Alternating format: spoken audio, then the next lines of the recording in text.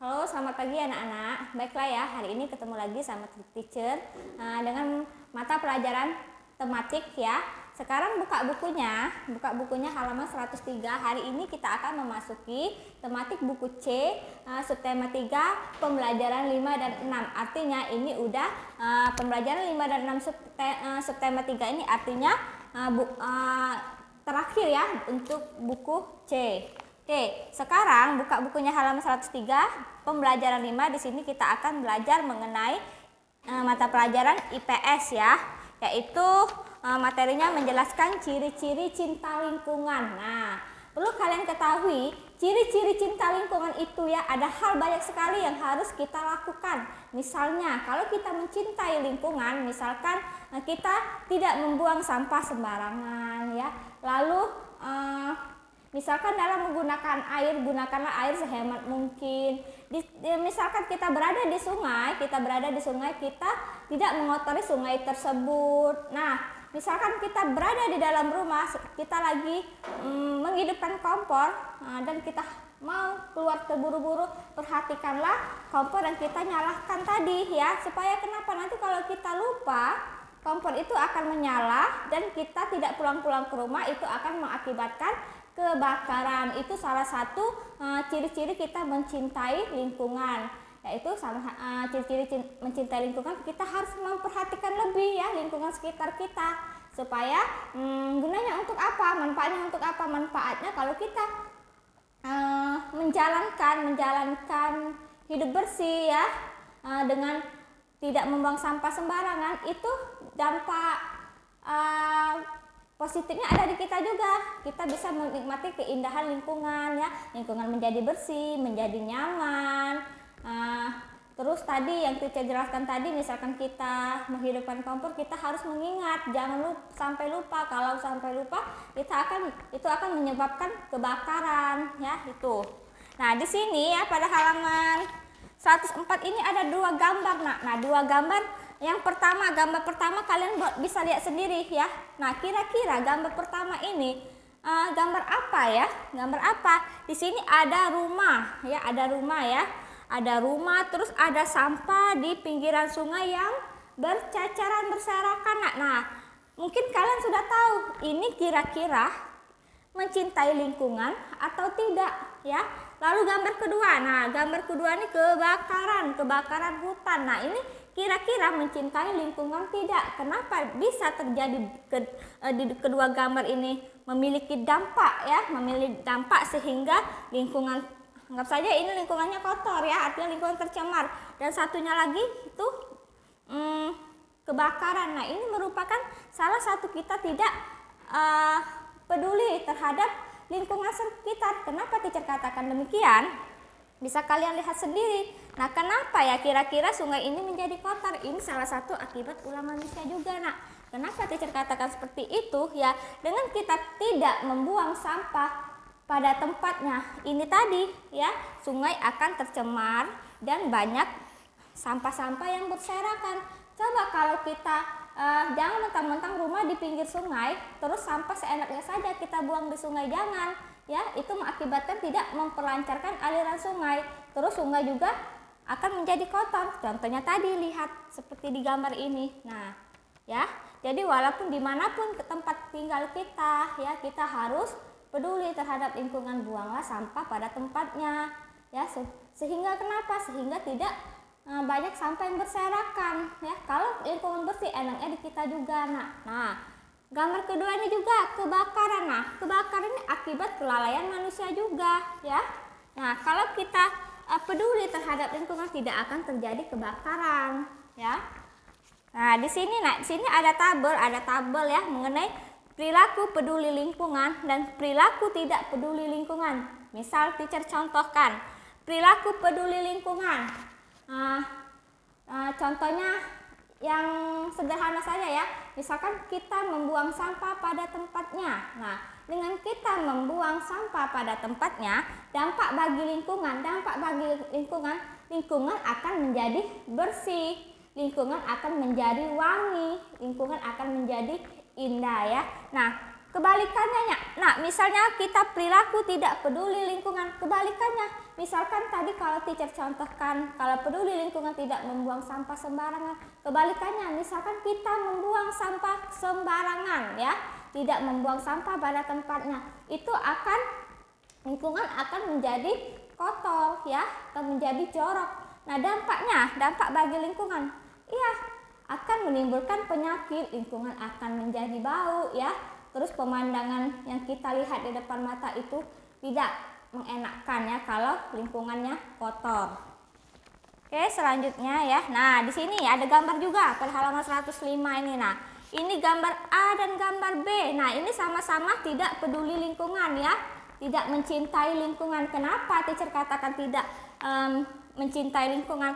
Ini ada seseorang yang berada di atas mobil.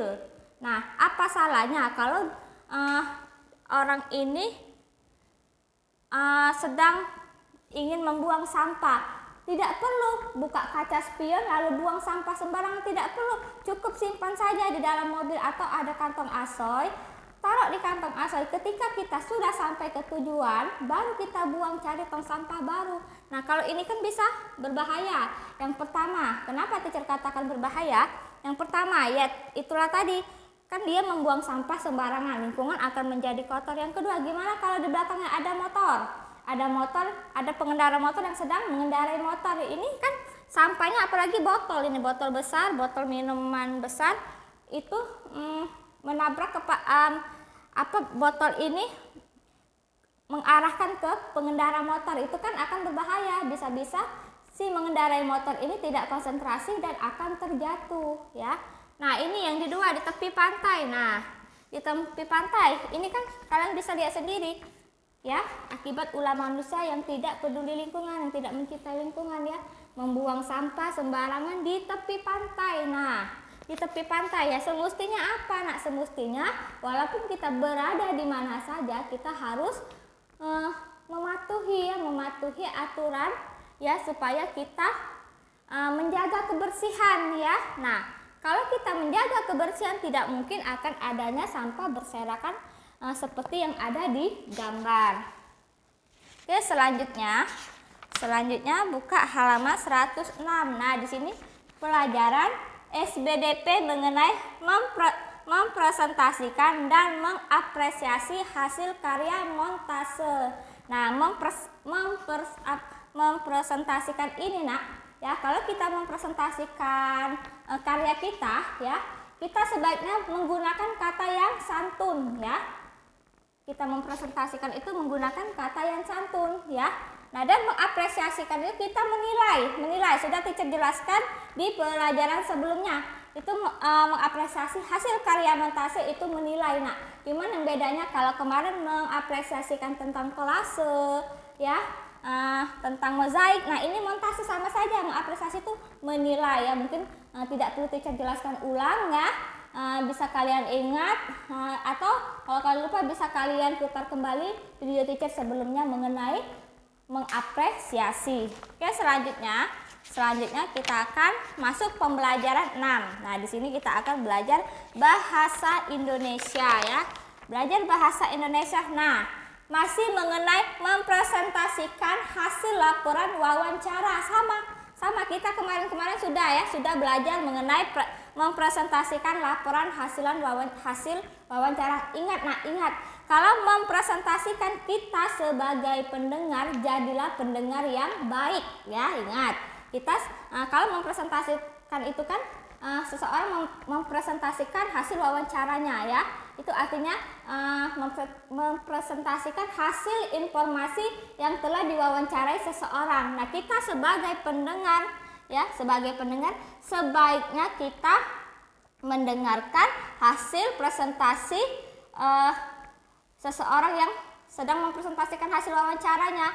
Nah, lalu kita sebagai pendengar ini, misalkan kita ada yang harus kita pertanyakan atau ada yang harus kita tanya ya, kalian menggunakanlah kata yang santun dan kata yang sopan ya. Oke, selanjutnya nah, halaman 111 ya, pelajaran PKN. tentang mengidentifikasi, perilaku menjaga kelestarian lingkungan sekolah. Nah, kita di lingkungan sekolah sangat perlu sekali kita menjaga kelestarian. Kenapa? Di lingkungan sekolah itu sama saja tempat tinggal kita kedua. Kenapa teacher katakan tempat tinggal kita kedua? Karena sebagian waktu kita menghabiskannya di rumah, sebagian waktu lagi kita menghabiskannya di sekolah. Nah, jadi dengan cara kita menjaga kelestarian lingkungan sekolah, kita akan merasakan kenyamanan ketika kita berada di sekolah, ya. Nah, dengan cara apa? Dengan cara kita kan kalau di sekolah sudah disediakan kelas masing-masing. Dari kelas 1, kelas 2, kelas 3, kelas 4, 5, dan 6. Nah, situ sudah kita tersediakan kelas 4. Nah, kelas 4 kan ada tempatnya. Nah, tugas kita sebagai siswa dalam menjaga kelestarian sekolah apa? Ya, kita menjaga lingkungan sekolah kita supaya lingkungan sekolah kita menjadi bersih, ya, menjadi nyaman. Nah, dengan cara apa? Dengan cara kita tidak sama seperti hal yang teacher jelaskan pelajaran sebelumnya, kita harus tidak membuang sampah sembarangan, ya. Terus di kelas kita kan kita buatlah keindahan, ya. Misalkan ada tempelan-tempelan, jangan kita rusak itu, ya. Menjaga kelestarian lingkungan sekolah. Misalkan ada tanaman hijau, jangan kita petik, ya. Misal ada tanaman-tanaman, ya, di luar kelas atau di sekitar lingkungan sekolah kita, jangan kita petik. Kenapa? Kalau kita petik akan merusak tanaman tersebut, ya. Awalnya tanaman itu menjadi indah, setelah kita petik, ya, bisa saja tanaman itu menjadi sedih, ya, merajuk, jadi bisa dia layu dan tidak indah lagi, ya, kalau sudah kita petik, ya. Nah, di sini pada halaman 102 ini, ya, perilaku cinta lingkungan harus kita terapkan di mana saja. Nah, itu tadi, tidak hanya di rumah ataupun di sekolah, melainkan dimanapun kita berada. Nah, ayo amatilah lingkungan pada gambar-gambar berikut. Identifikasilah ciri-ciri dan contoh perilaku cinta lingkungan sesuai lingkungan yang disajikan pada gambar berikut. Tuliskan pada kolom yang sudah tersedia. Nah, ya, di sini ada gambar halaman 112 ini bisa kalian lihat, ya. Di sini ada 4 gambar, ya. 4 gambar dari berbagai daerah. Nah, di sini sepertinya tempat rekreasi, ya, tempat rekreasi di mana orang luar kota mengunjungi tempat tersebut, tempat yang ada di gambar ini. Nah, misalkan sepertinya pada gambar 1 ini terdapat di Bali, ya. Kalian boleh berlatih di rumah mengidentifikasi lingkungan di Bali ini, ya. Kira-kira apa yang harus dilakukan supaya lingkungan kita menjadi indah, ya, menjadi indah. Nah, ini Borobudur nomor 2 dan ini nomor 3 ini di mana ini? Di perkotaan, ya, entah di perkotaan mana. Dan di nomor 4 ini di pantai, boleh kalian berarti. Nah, kira-kira seperti apa, ya, supaya lingkungan keempat ini menjadi bersih dan rapi itu kita harus berbuat apa kira-kira seperti itu, ya. Oke, sudah habis materinya. Mungkin cukup sampai di sini dulu penjelasan teacher pada hari ini, ya. Semoga apa yang teacher sampaikan bisa bermanfaat bagi kalian semua. Selamat pagi.